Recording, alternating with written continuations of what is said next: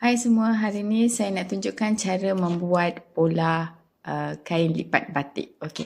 Kain lipat batik ni dia ada bahagian hadapan dan bahagian belakang. Okey, basic dia sama je, bahagian hadapan dan belakang tu sama saja.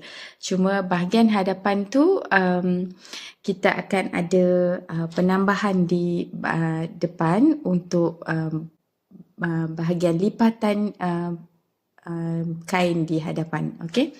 So kita akan mulakan dengan bahagian belakang dahulu. Okey.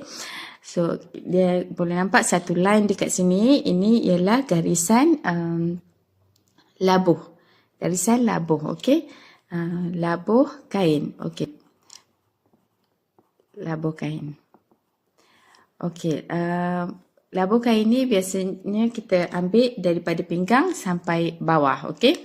So, katakan labuh kain tu 38, okey, 38. So, kita ambil 38 inci. So, 38 daripada pinggang sampai bawah. Okey, so garisan yang pertama ni ialah garisan pinggang.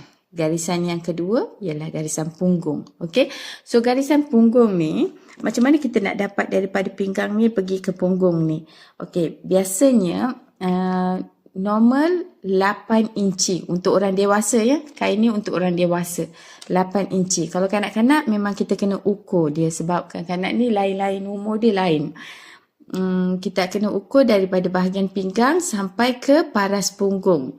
Paras punggung tu ialah di bahagian yang terbesar di punggung. Okey, yang kat situ kita panggil paras punggung. Okey, tapi kalau untuk dewasa memang 8 inci ni. Kecuali kalau orang tu berbadan besar sedikit, kita akan buat dia 9 inci. Okey. So normal memang 8 inci ni. Okey. So 8 inci ke bawah kita dapat garisan punggung. Okey. So garisan pinggang ni berapa kita contohnya pinggang dia 28 inci. Okey. Dan punggung dia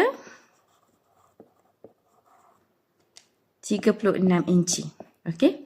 So bahagian pinggang ialah kita kena buat pinggang bahagi 4 tambahkan 1 untuk dad dan tambahkan 1 untuk keluasan. Okey. So pinggang kalau 28 kita bahagi 4 tambah 1 untuk dad tambah 1 untuk keluasan. Dia akan dapat 9 inci. Okey. 9 inci. 9 inci kita tandakan 9 inci. Okey. So lepas tu bahagian punggung. Bahagian punggung 36. Kalau 36, punggung ni dia bahagi dengan 4 dan tambahkan 1 untuk keluasan. Keluasan ni mesti kena ada ya, tak boleh, kalau tak ada dia terlampau betul-betul fit dekat punggung dan bila kita duduk dia mungkin boleh terkoyak kain tu. Jadi punggung kalau 36 bahagi 4 kita tambah 1 kita dapat dia 10 inci. Okey, 10 inci. So kita tandakan 9 inci kat sini, kita tandakan 10 inci kat sini. So guna pembaris membentuk gariskan lekukkan. Guna pembaris lekuk tu. Okey. So bahagian yang atas sini kita kena lekukkan juga. Turun setengah inci je, jangan banyak, setengah inci kita ambil pembaris lekuk tu, kita lekukkan dia ke sini. Okey, supaya dia duduk cantik. Okey, so bahagian bawah ni dia kena tengok pada orang, biasanya nak kecil je bahagian bawah tu, tak nak besar sangat. So biasanya saya akan buat daripada punggung ni dia tolak 1 jadi 9. Okey, daripada punggung ni 10 dia akan tolak 1 jadi 9. Tapi kalau kita nak dia lebih kuncup dekat bawah, kita boleh buat je 8, 8,5 ikut suka kita. Okey, so katakan 9 tu kita buat dia lurus je, garis lurus je sampai bawah. Okey, so kita dah dapat dah, ini sebenarnya basic dia. So kita just buat benda yang sama untuk bahagian hadapan, tapi ada penambahan sikit lah. Okay. So yang ni basic dia, kita just follow buat dekat atas. Okey, dia akan jadi. Okey, ini bahagian hadapan. Okey, bahagian hadapan ni ialah kita just copy balik daripada bahagian belakang. Cuma dia ada penambahan di sini. Okey, di sini. Penambahan ni.